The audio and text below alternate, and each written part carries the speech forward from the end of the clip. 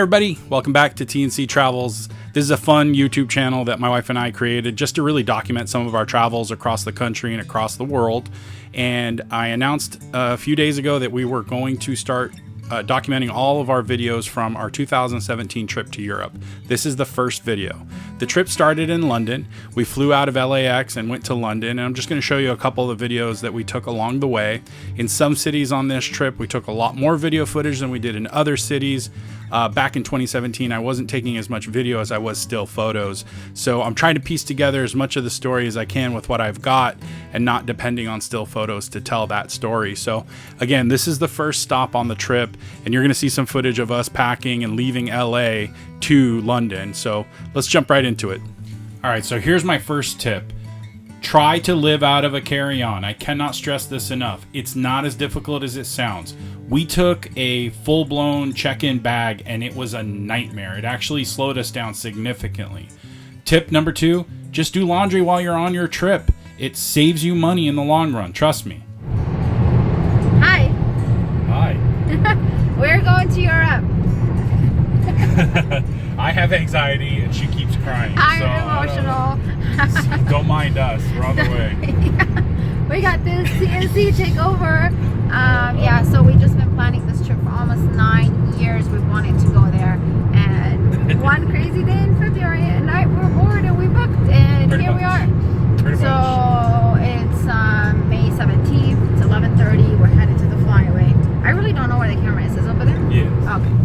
And you can see here we're driving on the 5 South Freeway. We live actually a little bit north of Los Angeles.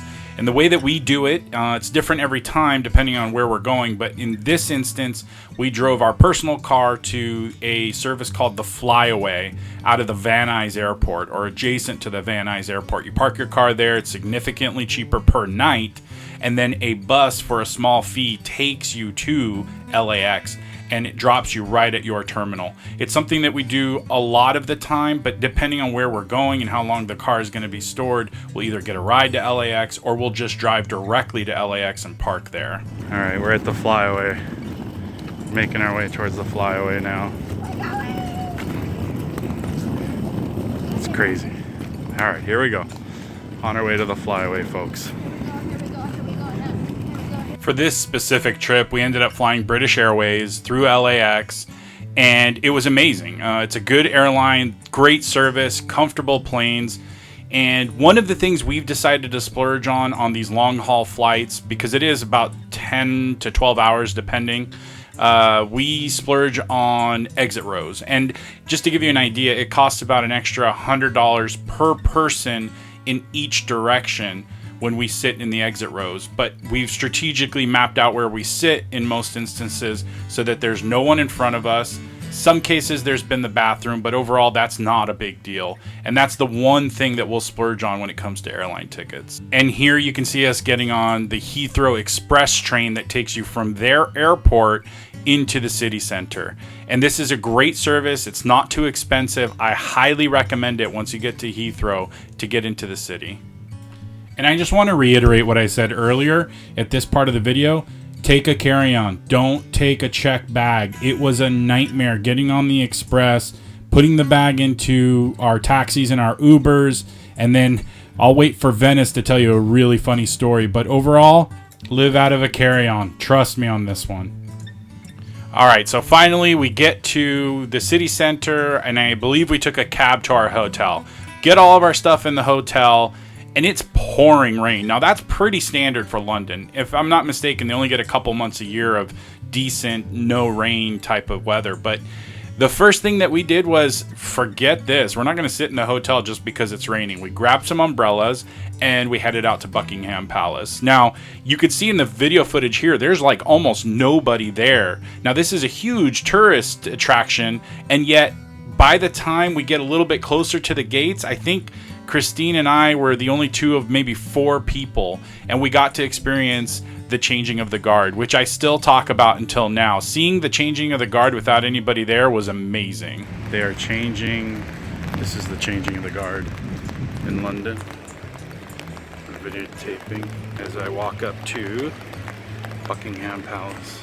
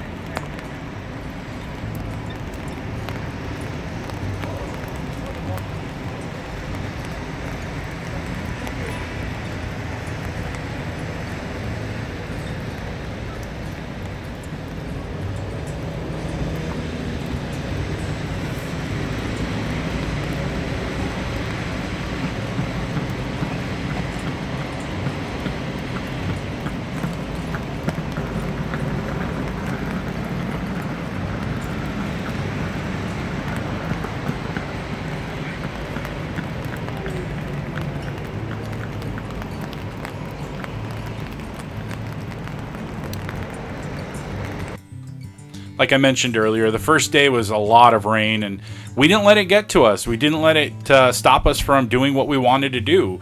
You know, I'm very structured, and I have an itinerary of where I want to go and what I want to see with 15-minute increments. And Christine is great in that she balances that out with spontaneity and researching on where we're going to eat and some of the other cultural things that we want to see when we travel. So we make great travel partners. We rarely ever disagree or argue while we're traveling because we know how lucky we are to be able to travel as much as we do. So we're not going to spend time bickering when we're, you know, on these amazing trips. And we didn't let the rain get us down. And as you can see with more footage coming up, it slowed us down, but it definitely didn't stop us.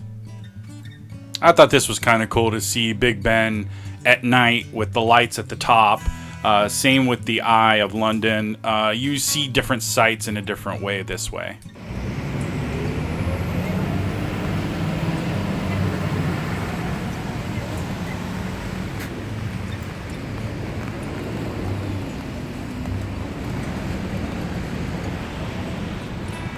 Say hi, babe.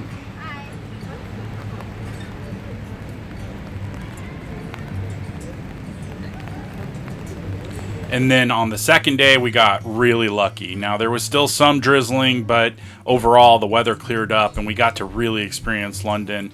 And the other cool thing about this shot here is, I think within a few weeks of our trip, there was scaffolding completely covering Big Ben for all the work and remodeling that they're doing to it. So you can see the scaffolding to the left of Big Ben in this shot, but we got really lucky that we got to see it in its totality before they put up the scaffolding. And this is our hotel nearby, the Park Plaza.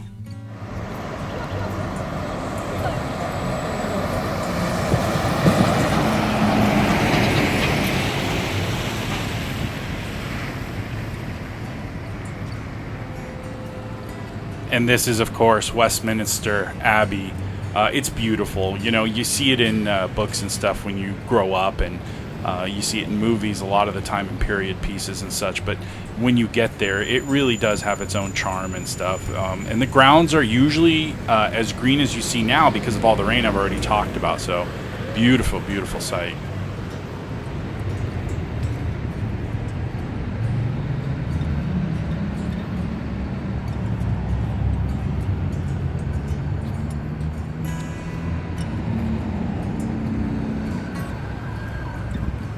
So at this point in the trip, we actually got on a hop-on, hop-off bus, and we just let this tour guide kind of tell us about the city and all the major sites, and it was worth it for us. First time going to London, it was definitely worth it, and this is just one of the many stops.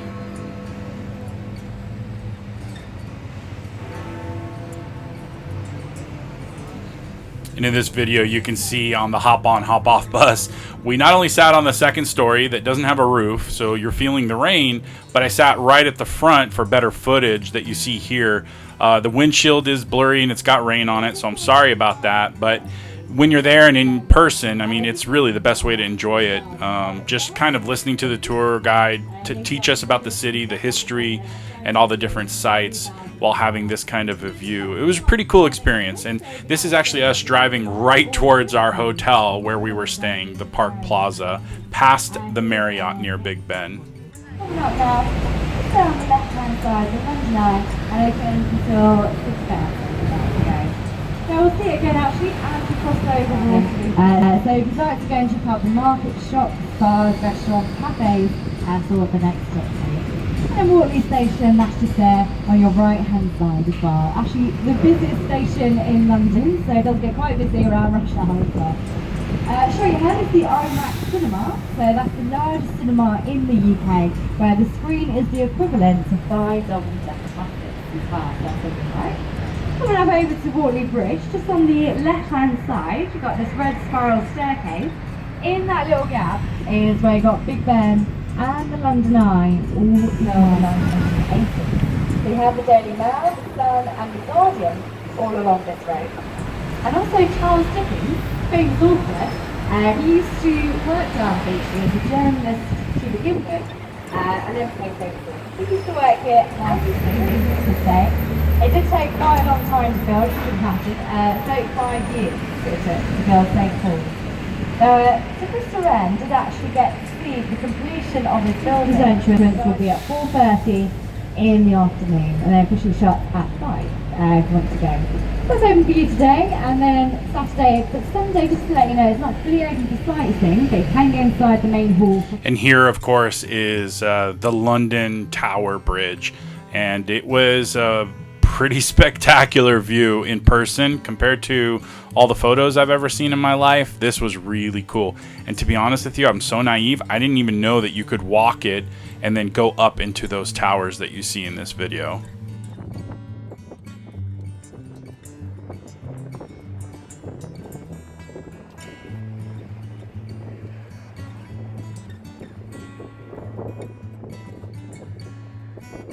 You'll have to forgive me, guys. It's super shaky, and right after this trip I ended up buying a stabilizer, so really all my footage following this trip is a lot better and a lot smoother considering the stabilizer.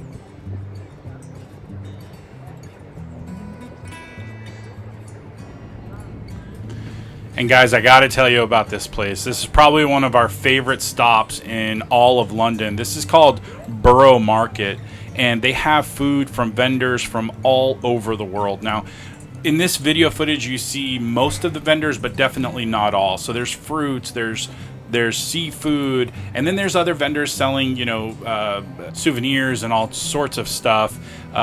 We really enjoyed our time here, and I'm not sure if I have it on video, but this is actually the first time Christine and I try Ethiopian food, and I can guarantee you that if it wasn't on a trip in a market such as this, I probably never would have tried it. And it was just so good and unique, and there was vegetarian and vegan type options that I know myself well enough I would not have tried here in the States.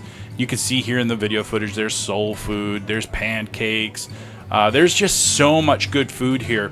Also here we tried a supposedly world famous grilled cheese sandwich, and it really was spectacular. I don't know how something becomes world famous, but it was really good nonetheless.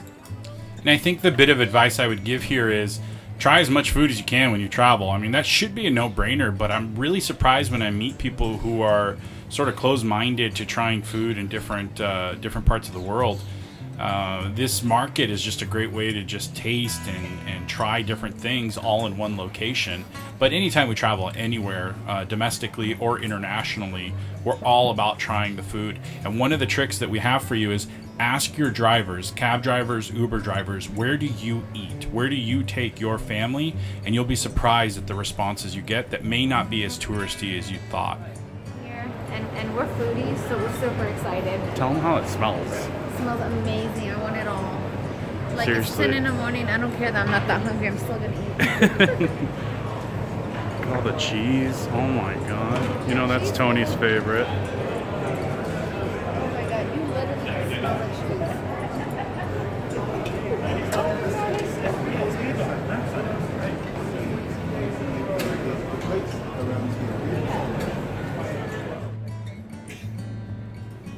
And at this point here, we got back on the hop-on, hop-off bus and toured the rest of the city. I don't have very much more footage, but I can't recommend the hop-on, hop-off highly enough.